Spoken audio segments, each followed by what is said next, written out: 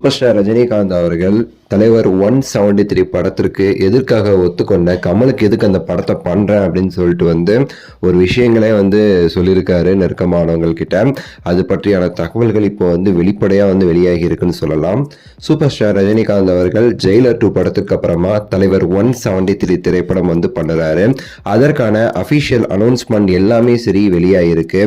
அது மட்டும் இல்லாம பாத்தீங்கன்னா இது ஒரு பிரம்மாண்டமான ஒரு படமா தமிழ் சினிமாவில் இருக்க போகுது. காரணம் அப்படின்னா ரஜினிகாந்த் அவர்கள் ரொம்ப வருஷத்துக்கு அப்புறமா கமலஹாசன் அவர்களோட சேர்ந்து ஒரு படம் பண்றாரு. அவங்க ரெண்டு பேரும் இந்த படத்துல சேர்ந்து நடிக்கிறாங்களா இல்லையாங்கிறத தாண்டி அது கமலஹாசன் அவர்களுடைய banner RKFI Rajkamal film international அந்த பேனர்ல ரஜினிகாந்த் அவர்கள் ரொம்ப நாள் கழிச்சு பண்றாரு. முன்னாடி ஒரு சில படங்கள் அந்த தயாரிப்பு நிறுவனம் ரிலீஸ் பண்றது அந்த மாதிரிலாம் கொடுத்துட்டு இருந்தது பழைய காலத்துல. இப்போ ரொம்ப நாள் கழிச்சு இணைந்திருக்கிறாங்க.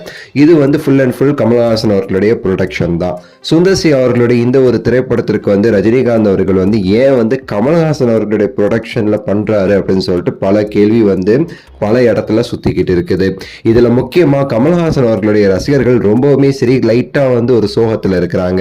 அவங்கள பொறுத்த வரைக்கும் இது ரஜினிகாந்த் அவர்கள் கமலுக்கு பிச்சை போட்ட மாதிரி இருக்குதே, என்னடா இது ரஜினி பிச்சை போட்டுட்டாரு, இனிமே ரஜினி ரசிகர்கள் வரப்போற இடத்துல ஃபுல்லா அப்படிதான் சொல்லி காமிக்க போறாங்க, நம்ம எப்படி நம்ம தலையை காட்டுன்னு சொல்லிட்டு பல பேர் வருத்தம். ஆனா கமலஹாசன் அவர்கள் அமரன் படம் மூலமா அவ்வளவு சம்பாதிச்சாரு, விக்ரம் படம் மூலமா அவ்வளவு சம்பாதிச்சாரு. என்ன சம்பாதிச்சாலுமே இடையில தக் லைஃப்ங்கிற ஒரு குப்பை படம் மூலமா அந்த படம் எல்லாமே எல்லா பணமுமே சரி நாசமா போச்சு. நிறைய லாஸ், அவ்வளோ நஷ்டம்.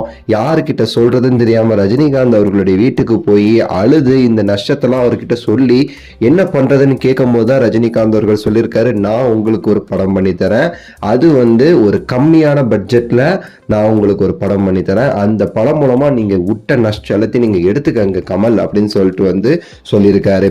அதுதான் அப்புறமா பெரிய விஷயமாகி 2 படம் ரஜினிகாந்த் அவர்கள் பண்றாருன்னு சொல்லிட்டு மாறி இருக்கு. இந்த தலைவர் 173, அதுக்கடுத்து கமலஹாசன் மற்றும் ரஜினிகாந்த் அவர்கள் சேர்ந்து பண்ற படமுமே சரி, இந்த 2 படமே ராஜ்கமல் தயாரிக்க போறாங்க. இதுதான் காரணம் சொல்லிட்டு எல்லாருக்குமே தெரிஞ்சிருச்சு. ரஜினிகாந்த் அவர்கள் நெருக்கமானவங்க கிட்ட இதை ஷேர் பண்ணியிருக்காரு. ஸோ இது குறித்து உங்களுடைய கருத்தை சொல்லுங்க, லைக் பண்ணுங்க, ஷேர் பண்ணுங்க, சப்ஸ்கிரைப் பண்ணுங்க. அடுத்த வீடியோவில் சந்திக்கின்றேன். நன்றி, வணக்கம், மகிழ்ச்சி.